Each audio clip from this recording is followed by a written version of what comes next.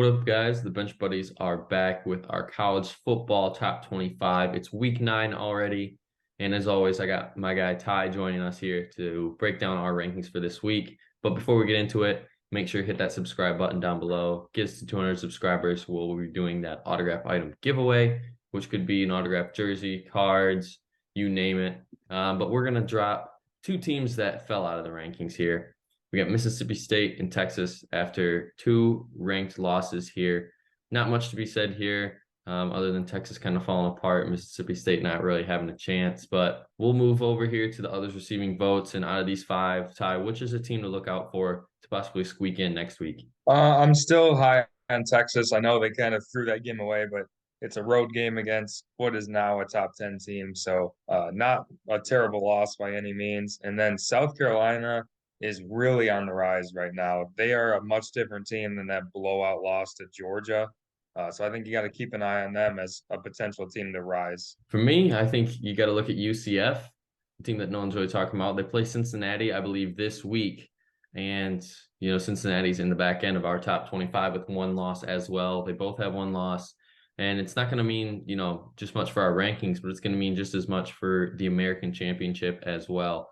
So, if you're looking for a lower tier game, not a big game, besides the Ohio State Penn State game this week, tune into that UCF and Cincinnati game. And you'll have to check out our picks too to see who will be taking in that one. But Ty, I will let you start it off here with Liberty. Yeah, the Liberty Flames, a team no one saw coming this year, but it's been 3 or 4 years in a row now where they've been a really underrated program. Hugh Freeze is going to get a Power Five job here at some point. He's done a great job with this program. They were FCS when he took over. Now they're, a really good independent team, and they just absolutely dominated BYU.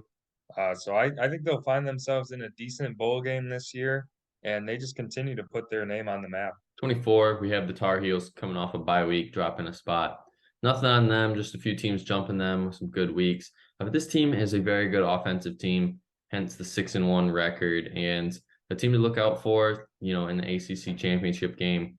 They could lose two games and still win out and have a very good shot at making it because they're on the easier side of the division, the last year of the divisions in the ACC. So essentially, if they just win 3 out of their next 5, they are going to be playing for an ACC championship. All right, 23, we have the Tulane Green Wave, a team that just keeps on winning. I mean, they're not doing it in the most pretty of ways, but I mean, this week the score doesn't really reflect the domination that they put on Memphis, leading 35 to nothing at the half. I know they kind of threw it away late in the game, but they did enough to win, and that's what they continue to do. They have that win at Kansas State early in the year, which is a huge win for them. So, I mean, they're playing for a potential New Year's Six Bowl berth, really, because I would say if they win the American, they will probably be the team that represents the group of five. So big aspirations ahead for Tulane and a team that no one really saw coming this year. At 22, we have those Bearcats that I was talking about earlier going into UCF, which should be their probably second toughest game this year. And, last week, Luke Fickell set the program record with 54 wins. They escaped on the road at SMU. And Ben Bryant really didn't show up, just kind of game managed, didn't throw for a touchdown, but didn't also have a turnover. So the offense is going to look to rebound as well going into a tough UCF matchup. And it should be interesting because you could see Cincinnati fall out and UCF right here in the same spot. All right, we got Kansas State dropping 3 spots to number 21. This is a tough one to swallow, I would think, if you're a Kansas State fan, because they were dominating this game with their backup quarterback, Will Howard, until he got hurt and they had to throw in a third string. Howard eventually went back in, but he wasn't the same. So that's got to be tough because they were up 28 to 10, absolutely taking it to TCU. So even with that road loss, I think there's still a team to keep an eye on if one of those two quarterbacks can get fully healthy, because that offense is really scary with Deuce Vaughn at running back. The defense is a concern, obviously, the way they just got torched in the second half. So they have to clean that up this week for Oklahoma State. And like I said, they need a quarterback to be healthy. 20, we got NC State dropping, and nothing on them here. The only question mark for them, how is Jack Chambers going to perform this week coming off a bye against Virginia Tech? He's his first real true Start, I would say for me, the first week, more the adrenaline kicking in, first career start. But now, he's probably more comfortable in the system, getting first team reps. They really got to kick it into high gear here. A team that we thought would probably be in the top 10 right now. Unfortunately, they have two tough losses. And if they want to, have a shot at that ACC championship game, they got to win out and hope for the best from Clemson. But this team, they should finish with 9-10 wins this year, depending on their bowl game as well, and another successful year. All right, at 19, Kentucky stays put after a bye week. This week they go to Tennessee in a huge game. And, Will Levis, he needs to show up if they're going to win this game because obviously Tennessee can score with anybody. That hasn't been a problem for them all year. So Will Levis is going to have to lead this offense to a really big day. Kentucky's been winning kind of by leaning on their defense. It's not quite going to work that way on Saturday. So I think if they're going to go in there and compete, that offense needs to put up, I'd say, at least 30 points. And that's something that they've struggled to do all season. So they'll have to take a big step, but I think it's a game that they have a chance to compete in. Not sure if they'll get the win, but it's a type of win they need for that program to really turn a corner. 18, we got LSU entering the rankings again after last week's fallout.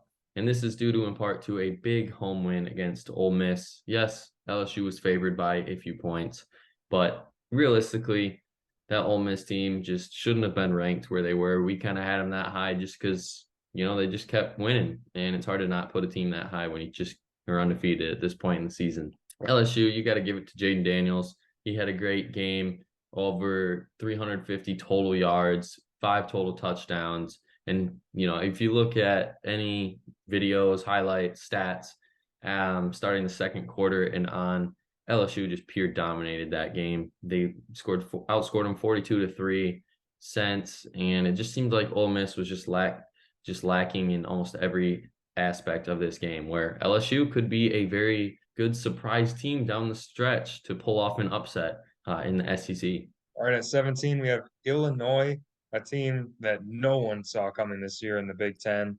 I thought they would be maybe the worst team in that entire conference. I was dead wrong. They can just run the ball better than really almost anyone in that conference. Quarterback is a big limitation for them with Tommy DeVito. Obviously, he's been a step up for Illinois, but still not anyone that's really going to win you a game by leaning on him. But this team can run the ball really well and they defend really well. So that's why they're 6-1. They haven't won in the most pretty of fashion, but they're getting it done. And I think Brett Bielema is the favorite for Big Ten Coach of the Year right now. At 16, we got Syracuse dropping only 2 spots here after almost narrowly beating Clemson at their place. And, Clemson's won 38 in a row at home. And if you can keep it close on how Syracuse did, then you can't, discredit that, especially being undefeated going into this game.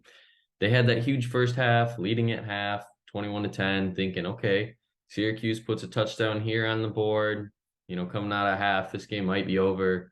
And their whole offense just sputtered. And unfortunately, the defense couldn't hang on. The backup came in to place Ugualele, and he just took over 2 straight touchdown drives, and you could just tell the whole momentum shifted after that, and Syracuse did not have a chance. But the big question going into this week is the home game versus Notre Dame. Notre Dame's playing some really good football right now after blowing out UNLV. And Syracuse, how are they going to respond? After their first loss of the year, they need to get back on track here if they want to stay in the running for that ACC championship as well. I know it's not a conference game here, but you still got to win these games, at least look more respectable, and it could mean more at the end of the year, just because you never know what could happen left with 5 regular season weeks left. Crazy things have happened. College football playoff is still not out of reach. It's unlikely, but you never know. If you win out, you could prove some people wrong. All right, Utah staying put, another team that was on a bye. This week they go to Washington State, though, in a really tough matchup. And it's another must win for them, as most of their games are now, already with 2 losses and 1 Pac-12 loss. This team pretty much has to win out to get to that Pac-12 championship. But, Cameron Rising is coming off a huge performance against USC. So if that offense can continue at that pace, then I think they should win 4 their last 5 outside of that Oregon game. And if they can do that, it's going to come down to that game to determine who's going to the Pac-12 championship. So everything is still in front of Utah right now. At 14, we got Penn State moving up after, last week's, disappointment against Michigan on the road. How did they respond? Well, they completely took it to Minnesota, a team that, could have gave them some fits. And I think they were favored by a touchdown or even less than that. And they just took it to them. They dominated almost 500 total yards. Sean Clifford played with a chip on his shoulder, responded well. And when he plays like that, it's a tough, tough task to stop Penn State. Now, Ohio State at home, whiteout game. Penn State doesn't lose whiteout games very often. And if this team can play like they did last week, then you might see the number one team in our rankings go down this week. I'm not saying it's going to happen, but it should be a very good game.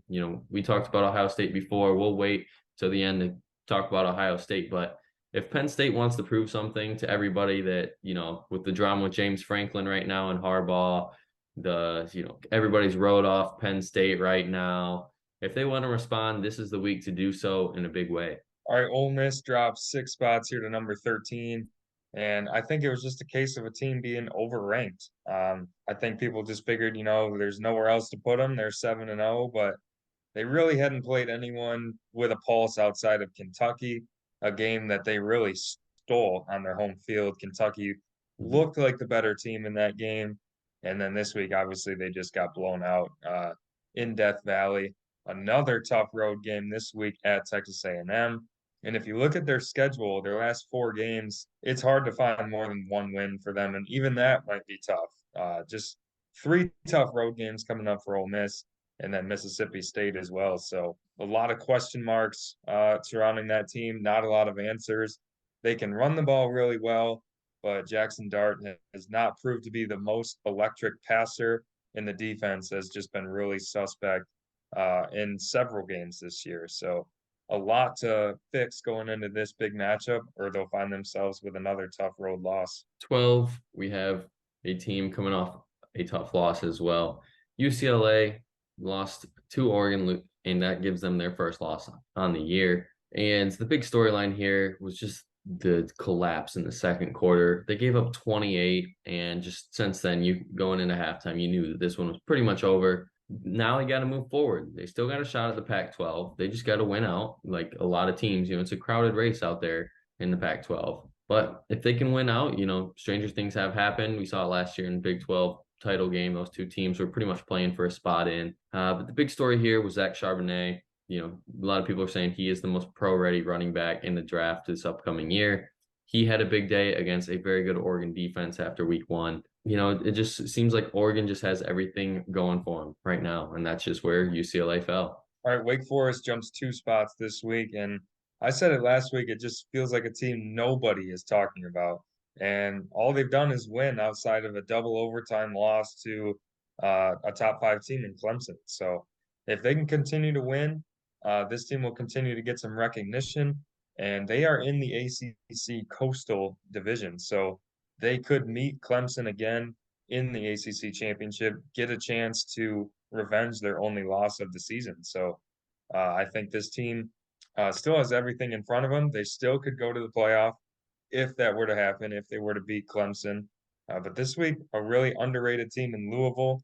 They have to go to their place, so that's a really tough matchup for them.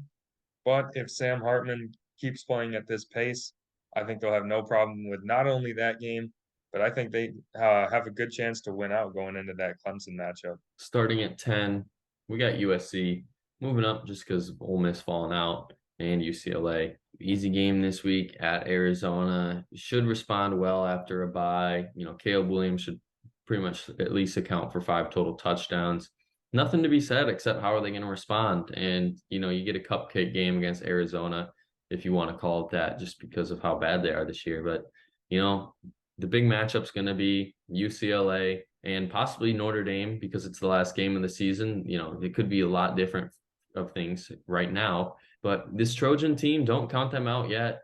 If they didn't get that 2-point conversion, Utah, they still would be undefeated and definitely higher on our rankings for sure. So if the committee's looking at a 1-loss team that wins their conference at the end of the year, let's say it's, Wake Forest, as you were just saying, who do you go with? Do you go with the team that lost in double overtime, or do you go with the team that lost by one on a 2-point conversion? So lots to think about this year so far through week 8 in college football. All right, at number 9, we have Oklahoma State, a team who probably felt disrespected. They were touchdown underdogs at home against Texas, who was ranked well below them, and they came back and won that game.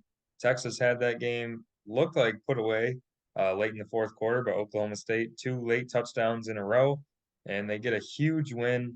And I think this team has as good of a shot as any one-loss team to make the college football playoff, because I would say they're the best team in the Big 12, and I would say they have a pretty easy road in front of them to get to that Big 12 championship if they can win this week in Manhattan against a pretty good Kansas State team. If they get through that game, I think it's a pretty, nothing's easy in college football, but it's a fairly easy road for them to get to that Big 12 championship at 11-1. So this is a huge game for them. I think you got to like their chances given Kansas State's injuries and Oklahoma State's big fourth quarter this week. At 8, we got the Ducks moving up just one spot this week, just because of how loaded the top 10 is right now. And the big storyline, they did come in and beat UCLA, Chip Kelly at home.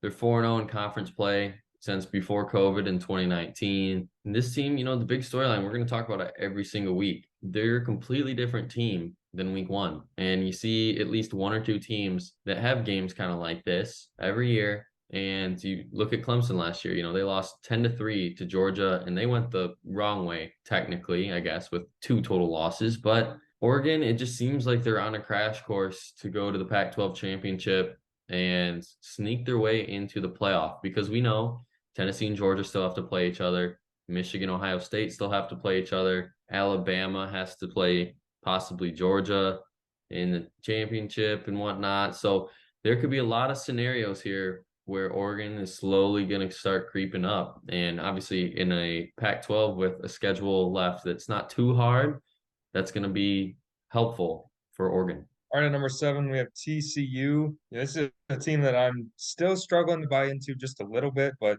3 ranked wins in a row kind of speaks for itself for this team. So I think 7 is the lowest you can really rank TCU. They're 7-0. Another big win this week over Kansas State, aided by some injuries at the quarterback position for Kansas State. But Max Duggan did his thing again. That defense locked him down in the second half. And TCU, they are the front runner in the Big 12 right now, and for good reason. They've beat Oklahoma State and Kansas State now in back-to-back weeks, who looked like the 2 best teams in that conference. So this week, a fairly easy matchup at West Virginia. If they can get through that, get to 8-0 in next week's playoff rankings, I wouldn't be surprised if they're ranked in the top 5. And at 6, we got Alabama with a good win, but a win. And a win is a win, coming off the tough loss at Tennessee. I'm sure it was an emotional week at practice and going through that. But they came out, almost held Mississippi State scoreless pretty much till the last 30 seconds. And you got to like where this Alabama team is right now. They're going into a bye. They got some tough games coming out. And Bryce Young, obviously one of the Heisman candidates, possibly number 1 pick. He's going to have to play pretty much his top tier game every single week, no mistakes, if Alabama really wants a shot at making the playoff this year. All right, at number 5, we have the Clemson Tigers. Another win that they kind of eke out. They've done that 2 or 3 times already this season. It just doesn't look like that dominant Clemson team that we've seen in past years.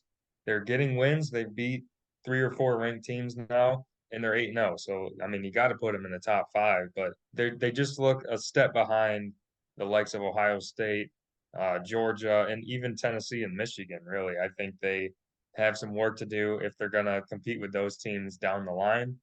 But right now, they have no worries. They're 8-0. Outside of a minor quarterback controversy, this team is, right where they wanted to be. At 4, we got Tennessee coming off a cupcake game against an in-state Tennessee team. And they get Kentucky at home. Shouldn't be too worried, in my opinion, here. I think that they can really hand it to Kentucky. But, this year has been a strange year for upsets. And if Will Levis can play how a lot of people think he can and have his best game of this year, and Tennessee struggles a little bit, then this is possibly an upset brewing here for the Volunteers. But it's hard to pick a team to get upset after they just had 700 total yards last week. So with that being said, you got to keep Tennessee here at 4. And for the meantime, they are looking at that Georgia game later this year, next week after this week is when it is, to be exact. And that is a game you got to circle on the schedule. So could this be a trap game? I think so. Just because of that, SEC and CBS, they've already announced it's the big game of the week. They're getting way ahead of themselves before this week's even been played. So if you're Tennessee, you can't fall into that trap of looking ahead. All right, at number 3, we have our Michigan Wolverines, a bye last week. But I think Penn State really cemented how important that win was for Michigan when Penn State went out and dominated Minnesota. Because there were questions whether that was more about Michigan or more about Penn State just not being a very good team, frankly. And we know at least Penn State has a pulse after that dominant win. So I think you got to keep Michigan here at number 3 for now. This week, it's that game. It's that game that has tripped Michigan up way too many times in the last 10 to 15 years. Michigan State coming into town. Doesn't matter what their record is. It never does. This is always a game that is circled for Michigan, and it's always a game that they can never take lightly. So I think you're gonna see Michigan come out really motivated. And I would like to see J.J. McCarthy have his biggest game of the year. Like I said, Michigan State, you just never know what's going to happen in this game. At 2, we got Georgia coming off a bye as well. This is a team that's top 5 pretty much in almost every category this year. But is this a trap game for Georgia as well? I was talking about Tennessee possibly with a trap game. Well, Georgia also has a game before they play Tennessee, and it's Florida, a team that could really, give them some fits with Anthony Richardson at quarterback. But I don't expect it to happen. But, you could fall into that trap with a big game Tennessee next week. But I think Stetson Bennett's going to come out, have a great game. The defense is going to hold as they normally do. I think they're going to contain Anthony Richardson as well. But I'm not officially taking Georgia yet, but make sure you check that picks video out to see who I'm going with. All right, number 1, we have Ohio State. 54-10 win over Iowa, absolutely dominant, but I don't think the score really reflects not how close the game was, but I think it was a lot more competitive than a 44-point beatdown. Obviously, Iowa had the 6 turnovers, giving Ohio State plenty of short fields, and when you do that, the Buckeyes offense is always going to take advantage. CJ Stroud with 4 touchdowns, but did throw 1 interception in the first half. A little interesting that he threw a touchdown pass late in the fourth quarter when they're up by 37, but that's besides the point. Ohio State just, they continue to dominate. This week, they get their first team with a winning record on their schedule in Penn State. We get to welcome Ohio State to the season, as Desmond Howard said in the past. But this week, I think we'll learn a lot more about that Ohio State defense. We already know plenty about the offense. We know they can score with anyone. But I think this is when we'll kind of start to find out if that defense has really turned a corner from last year. And that's going to be it for our video today. If you liked it, hit that subscribe button down below. See when we post our videos every week, and come back for our picks video later this week. But until the next time, the Bench Buddies are out.